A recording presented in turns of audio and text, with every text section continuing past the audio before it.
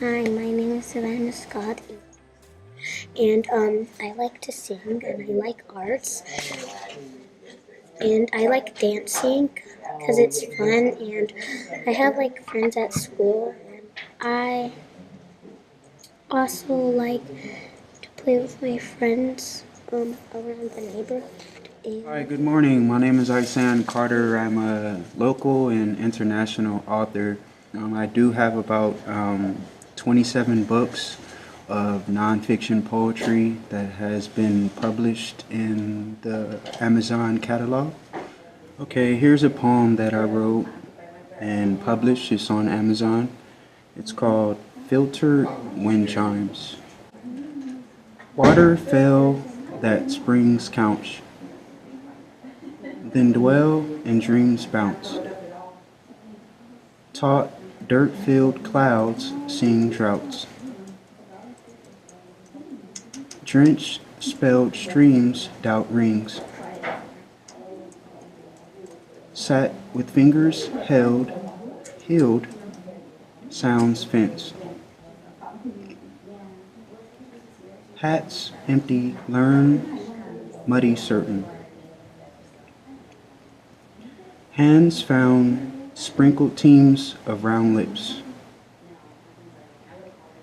Rinse curtains laugh at dry tints. Wide nouns, flips, nail at crowns quenched.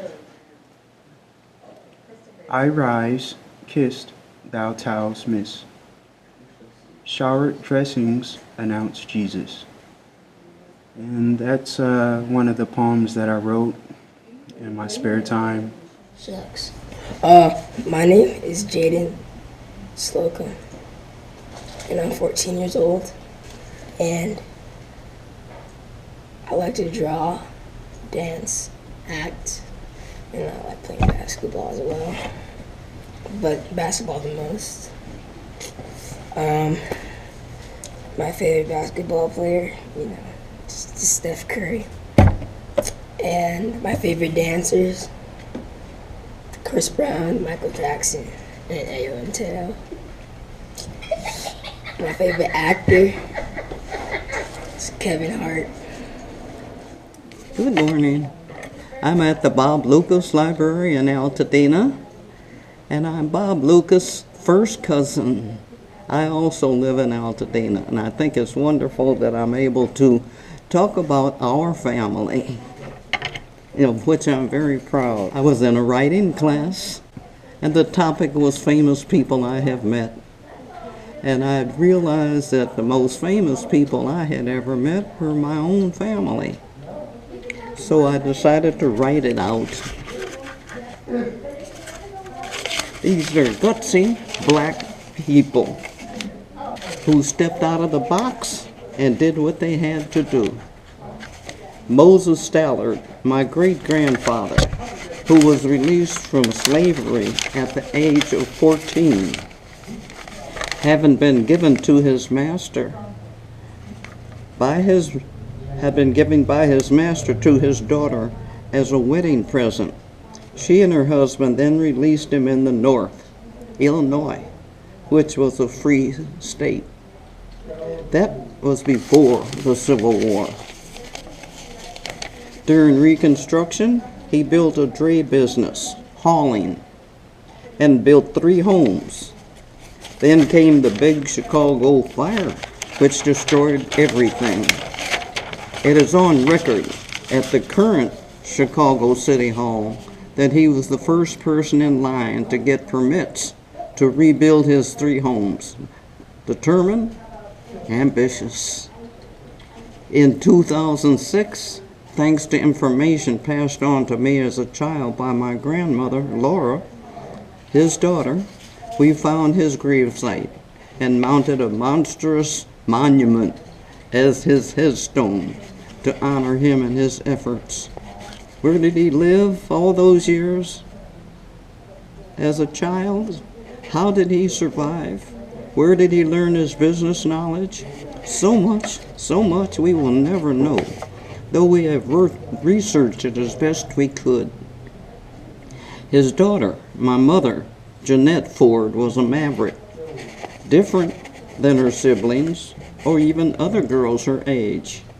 Born in the late 1880s, she showed everyone she was fearless and had guts. Having learned the repair of the wax mannequins used at the time, she went out to the white world and plied her trade successfully.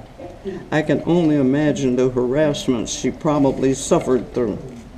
She was the only female and the only black person doing this. She also raised 4 children with the help of her family. Now that took guts.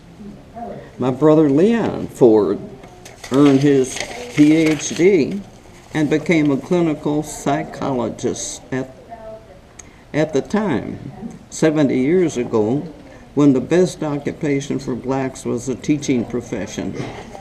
My brother Alonzo Ford planned to be an accountant, only to be told by the white school counselors that there were no black accountants, thus no future in that. Though he lost the use of his right hand, he became a welder for a well-known company until retirement.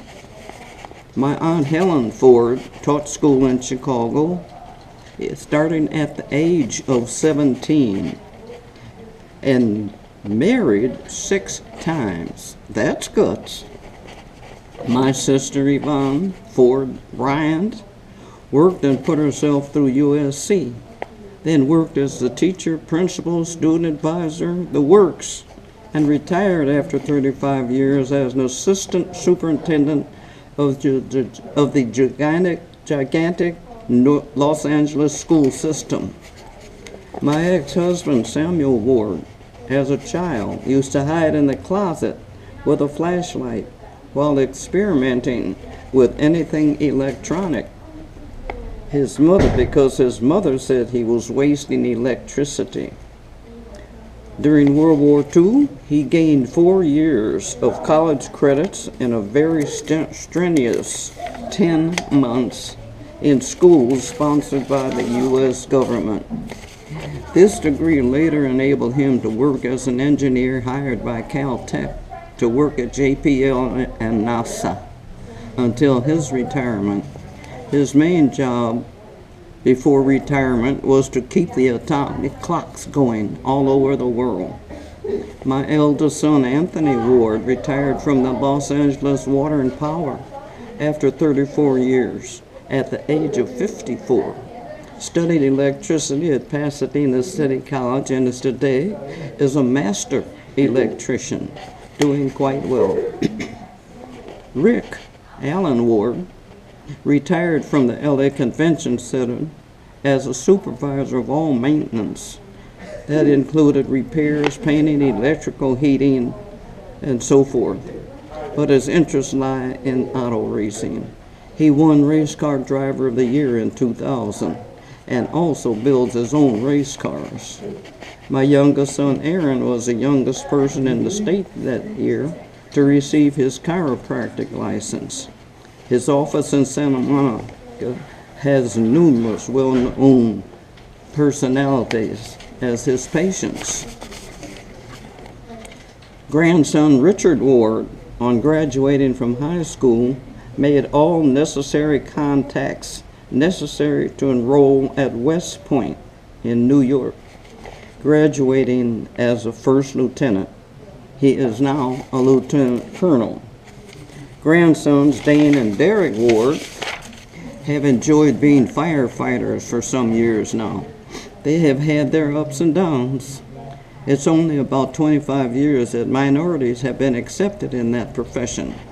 It has been difficult for many blacks.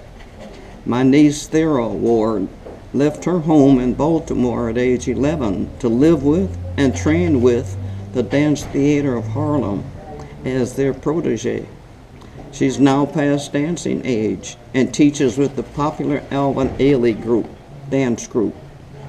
Cousin Edwin Ford, as a new principal in Chicago, was sent to an all-white elementary school where he was not wanted. The staff was difficult to work with, and he even received death threats, but he turned on his charm, of which he had much, wrote it all out, and proved he was one of the best. When he died of cancer 3 years later, the entire staff, teachers, parents, and children lined up around the block at his funeral to voice their praise and respect for him. My niece, Stephanie Bowick, Yvonne's daughter, earned her degree as an attorney, but faced many a disgruntled white secretary who refused to do the work for her, even though they were being paid by the government. But she also hung in and put up with the prejudices and served her duties. July 2009, she was installed as a Los Angeles Superior Court judge. Wow. Cousin Bob Lucas learned to be a writer with the WPA during the Great Depression. Small in stature, but with the mind of a giant.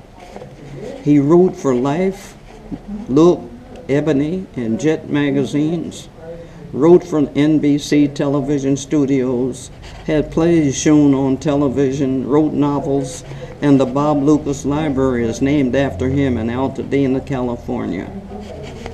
Cousin Louis Dean Ford Crockett's daughter, Kim, and her reporting team won 2 Pulitzer Prizes for journalism, and she held the position of top editor of a major newspaper in Phoenix, Arizona. But the good old boys made her life intolerable, so she took early retirement and became an agent with a well-known airline, and loves it. Gutsy, but it takes real guts to know when to get off the bus. My sister's stepson, David Bryant, suffered a skiing accident which left him a paraplegic. He pushed himself up and down hill and dale from his home in South Pasadena to Cal State Los Angeles in his hand-powered wheelchair, rain and shine, for 4 years without missing a day. It was during his last month of school that it was noted that he had not traveled by bus or car, and his courage was duly noted on television and in newspapers. He's employed as an engineer and competes in bicycle races for the handicapped, all hand-powered bicycles. And he also designs his own bicycle. I say give a hand to great-grandpa Moses. Great genes says it all. All this information will not go down in history or be found in the Guinness Book of Records, but they are all famous to me. Sorry I'm not in the above list, but then my main accomplishments can be reckoned with anyway. I have traveled all over the world and the United States on a shoestring, more so than anyone I know of. Oh, and I also raised 3 successful sons. Not bad. Not bad at all.